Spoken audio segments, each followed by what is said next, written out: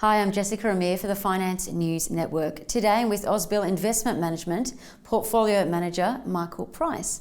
Hello Michael and welcome to the network.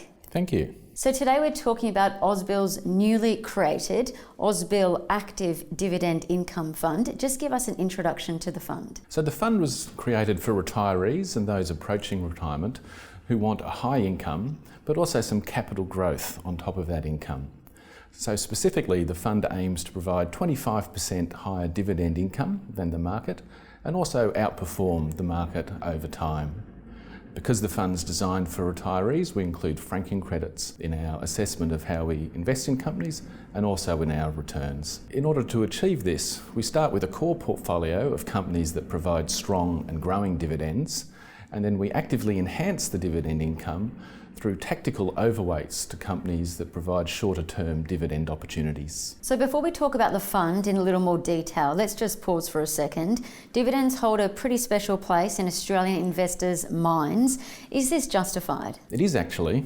For a number of years, Australian shares have provided the highest income of really any investment opportunity available to Australian investors.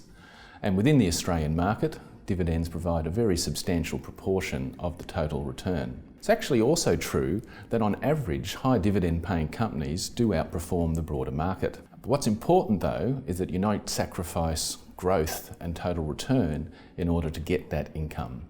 In fact, what we have found is that companies that provide strong and growing dividends actually are the best performing securities and provide the best possible outcomes for investors. Now to the fund in more detail, just tell us about the investment style. So at Ausbil, we're a core investor.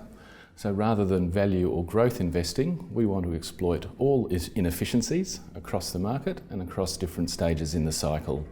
We believe earnings and earnings revisions are what ultimately drive share prices. So for this fund, we start by populating the portfolio with companies that provide strong and growing dividends, and then we tactically overweight companies around the time that they're paying their dividends. We believe that companies generally outperform over that period when they're paying their dividends. Now can you tell us about the sector composition and the largest holdings in the fund? So because of the core nature of the portfolio, it doesn't exhibit any strong sector biases over time.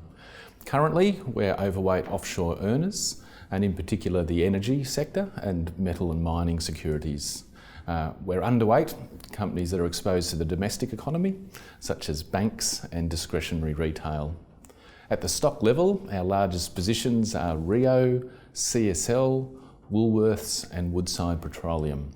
You can see that's quite a wide range of securities, and that's one of the benefits of this investment process. Thanks, Michael. Now can you tell us about performance post-reporting season? Well, since the fund has been launched, performance has been very strong and is well ahead of the market return. We're also delivering very strong levels of income. In particular, we've taken advantage of the special dividends that have been paid by a number of companies and also participated in some of the off-market buybacks. Another unique feature about the fund is that it pays monthly distributions. Just tell us about that. So the fund is designed for people who have some spending needs which they wish to meet from the income on their investments rather than drawing down their capital.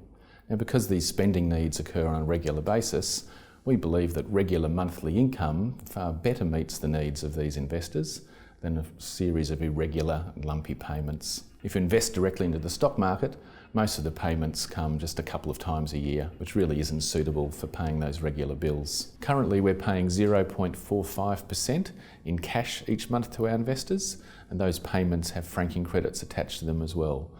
We expect to be able to pay this amount for the rest of this year, and by the end of the year we expect to be able to distribute over 8% in dividend income to our clients.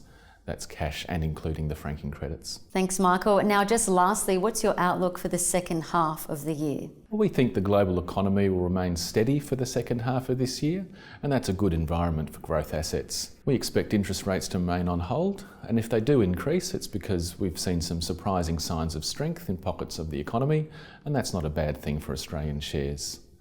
We do expect markets to remain volatile. There is a lot of geopolitical uncertainty at the moment, but as long as we can hold our positions through the cycle, we're comfortable that companies that provide strong and growing dividends should continue to outperform. Wonderful. Michael Price from Ausbil Investment Management, thank you for the introduction. You're most welcome.